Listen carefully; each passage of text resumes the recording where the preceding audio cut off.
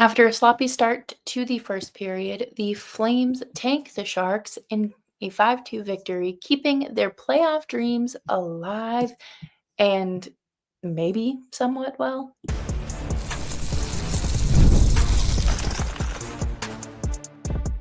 You're Locked On Flames, your daily podcast on the Calgary Flames. Part of the Locked On Podcast Network, your team every day. Hello, everybody, and welcome to today's episode of Locked On Flames. As always, I am your host, Jess Belmosto, and thank you so much for joining me. Today, we will be recapping the Flames' 5-2 victory over the San Jose Sharks and break down everything from the difference makers to what we should be keeping our eyes on. Make sure you're subscribed to Locked On Flames wherever you get your podcasts, as well as YouTube. We're here for you Monday through Friday, 5 days a week, your team every day. And let's jump right into these difference makers because honestly, the first period was not good. I thought it was over before it had barely even started. The Flames were just getting outplayed, just like they did last week against the Sharks, except it felt a lot worse. Maybe because it was at home, but the Flames could not clear a puck. The Flames could not just get anything going offensively, but thankfully, unfortunately, the Sharks got on the board, and that took even more wind out of their sail. But then when Mackenzie Weegar was able to get on the board to tie it up, it did feel like there was something, the energy that we had been waiting for had finally arrived. Prior to that, they just looked so lackluster. They looked lazy. They looked tired. There was no sense of urgency. It did not matter that they needed to win this game. They just looked like they'd packed it up and were just phoning it in at this point. But they were able to get things going there, and thankfully, the offense got going. And they were able to leave the first period with a 2-1 lead after Adam Klapka put the Flames ahead there. And I do think that Adam Klapka has made a big difference offensively over the last few weeks. However, I don't necessarily think that he should be on the top line. I don't feel like that is a realistic spot for him. But again, you know what? Game 82 is happening in less than a week, so it doesn't really matter. I do want to say that Mackenzie Weegar was definitely one of the better defensemen tonight. I thought that he just looked just completely locked in. Like, there's no other way to put it. I thought that he was he's usually the best defenseman on this team anyways, but tonight you could tell that he was taking it very seriously. Like, this was a game 7 to him, essentially. Speaking of other people that took this game very seriously, that would be Matt Coronato. Matt Coronato had four shots on goal and finally landed one. Every single shot that he ripped between Friday night's game and when he scored Sunday night, he looked like everyone looked good, and he was so due for this, whether he was met with the post or a block or something. He still kept going, and I think that it's not necessarily a bold prediction that he will be a 30 plus goal scorer in this league before we know it, and I think that that's kind of exciting to look forward to. And I think that he is one of the Flames' more promising young guys, and hopefully this summer the Flames are able to lock him up long term. That would be ideal. And speaking of another player who had a lot of shots on goal, that would be Blake Coleman. I thought that Blake Coleman had a very good game for a majority of the game. He looked hungry. He looked like he was ready to work. He threw big hits. He had 5 shots on goal. Um, he has consistently been, he's been shooting the puck consistently. I think that the one thing that can get him in trouble is, of course, I think when the emotions get the best of him. It was very easy to see that he was getting frustrated in the second period with the Sharks, and I turned to Steph, who I was at the game with, and just said, like, "We're gonna see Coleman in the box at some point in the third period," because you could just see it on his face that he was tired of it, and, well, thankfully, the Flames were able to kill that penalty. But overall, I thought that the biggest issue was just not playing that full 60 minutes. And I understand that sometimes, you need a shift or 2 to get your legs and get your bearings and things like that. But what we saw for about half of the period was a nightmare. And all I could think about was if the Flames were to clinch that second wild card spot and go up against the Winnipeg Jets, who also just won the President's Trophy, um, th that type of performance would not be acceptable, and the game would be over before it started because the Jets would likely put up 3 goals in that first period, so and good luck getting more than 3 goals past Connor Hellebuck, but I do just I that ugh, that's, like, the biggest thing I would say for the Flames, like, they just have to continue with that urgency for the full 60 minutes. And this isn't new. This has been an issue all season long. So hopefully on Tuesday they can come out and maybe Vegas will be resting some of their better players and the Flames can kind of, you know, actually potentially have a chance.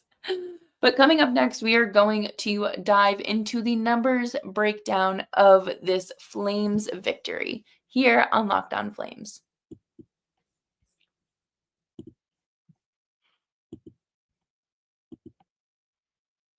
Scaling your business requires the right expertise at the right time. With Upwork, you can find specialized freelancers in marketing, development, design, and more. Experts are ready to help you take your business to the next level. Upwork gives businesses flexibility by connecting them with top freelance talent across multiple industries, including IT, AI, web development, and marketing. Whether you need extra hands for a project or a long term partner, Upwork makes hiring simple and affordable. Instead of hiring full-time, Upwork helps find affordable top-tier freelancers to help scale your business. Visit upwork.com right now and post your job for free. That's upwork.com. Upwork.com to connect with top talent and grow your business today.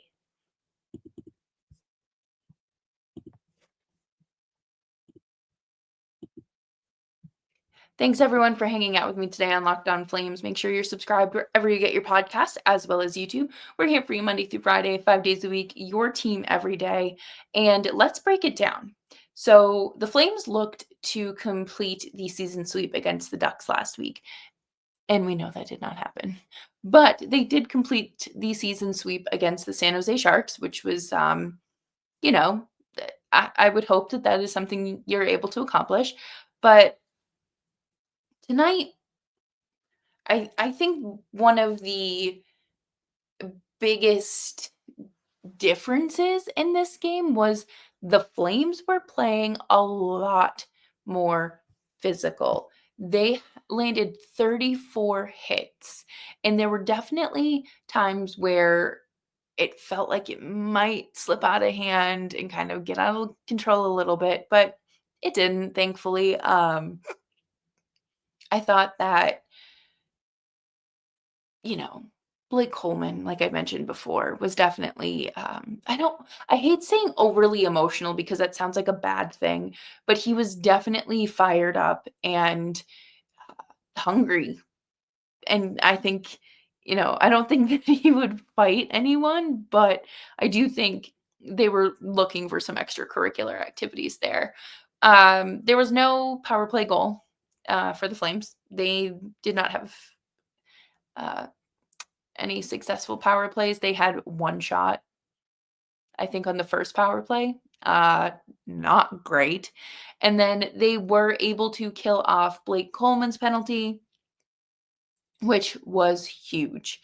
I think the biggest downfall to that was it really looked like Huberdeau was it was a Huberdeau and Rooney breakaway, and Huberdeau absolutely should have passed the puck to Rooney to bury it for a shorthanded goal, but unfortunately that did not happen. However, Huberdeau did have 2 assists this evening, and that put him up to 61 points.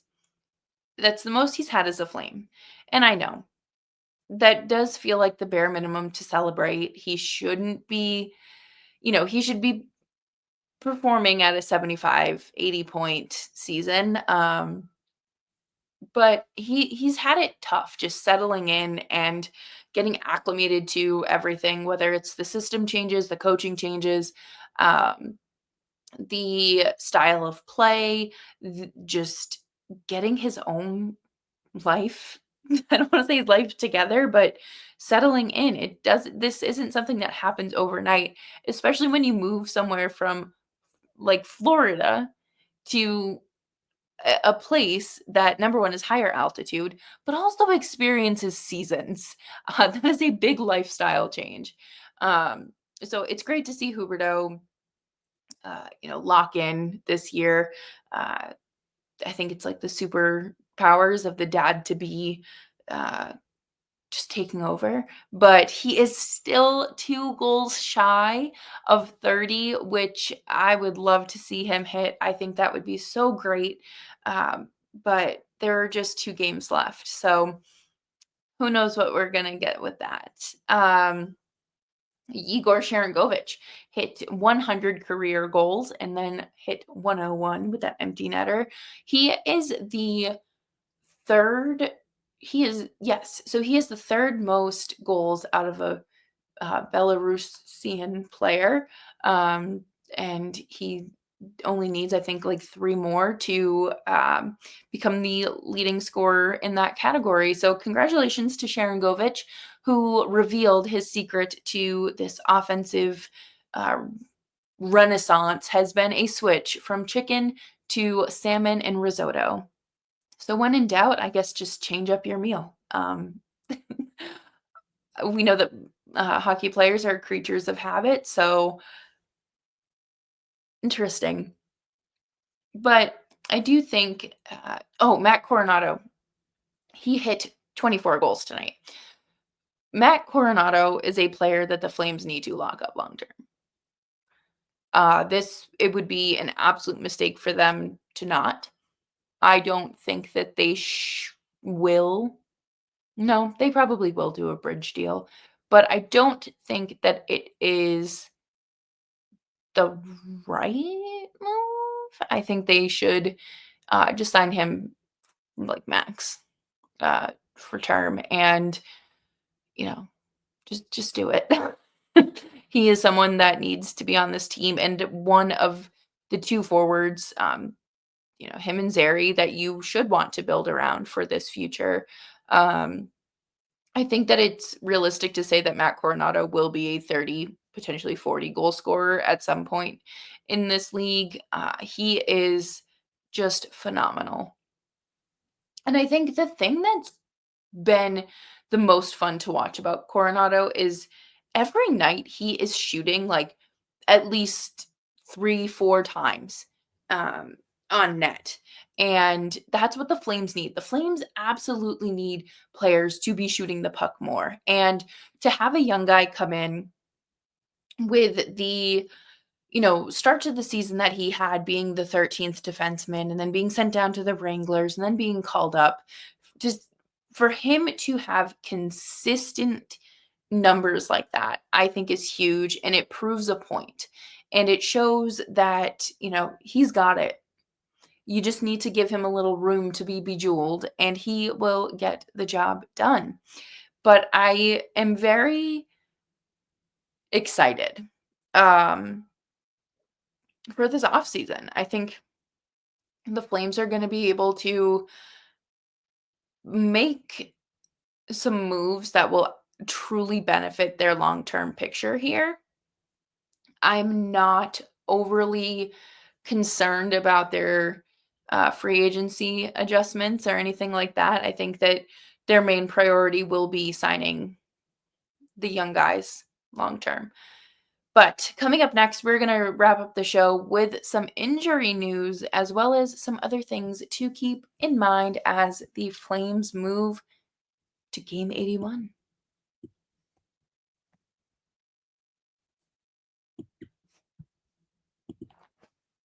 Looking for a snack that's both delicious and nutritious?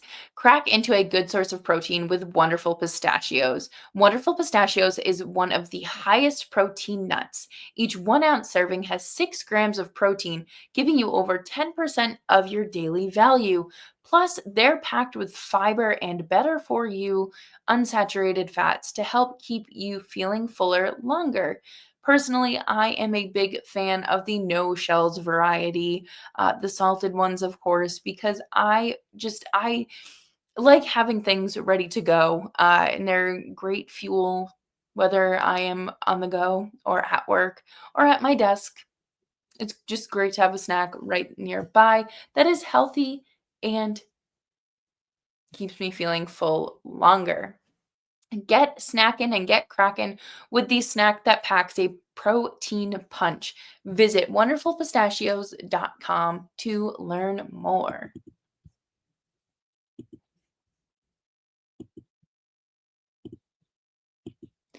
Thanks everyone for hanging out with me today on Locked On Flames. Make sure you're subscribed wherever you get your podcasts, as well as YouTube.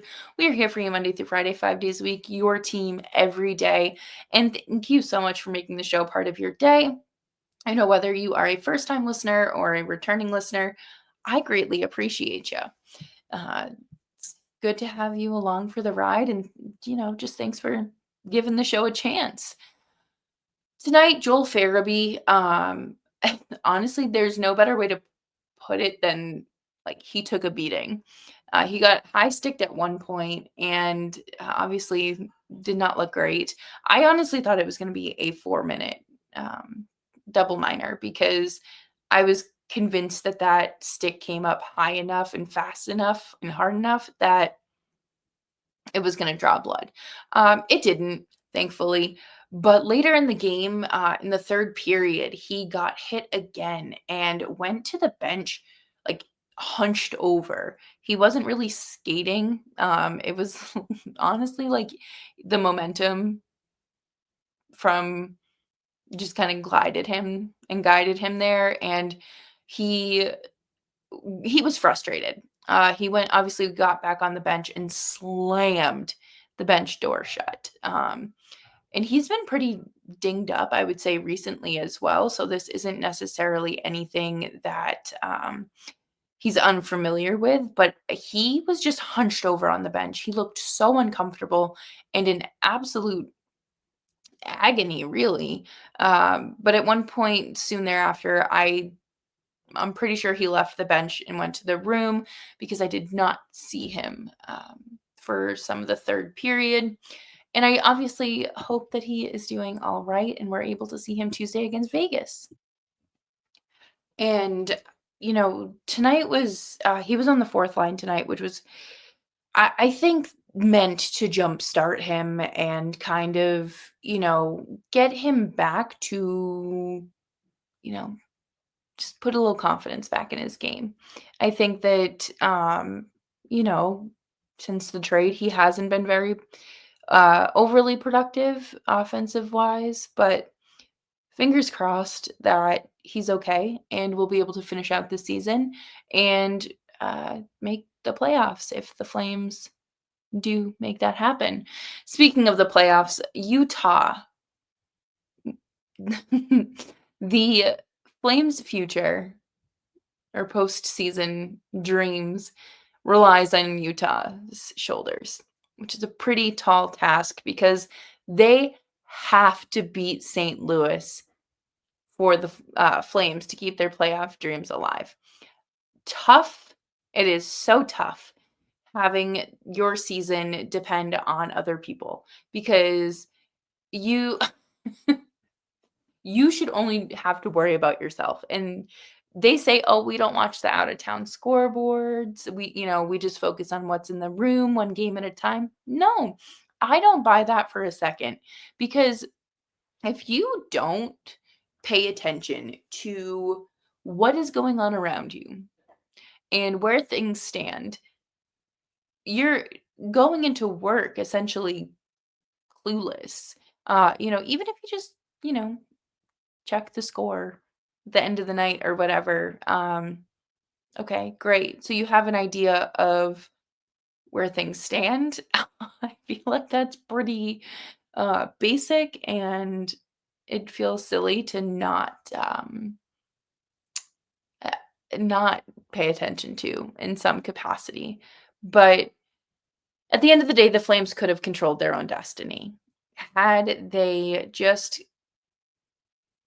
kept their momentum going and not took their foot off the gas. You know, things would be a little different.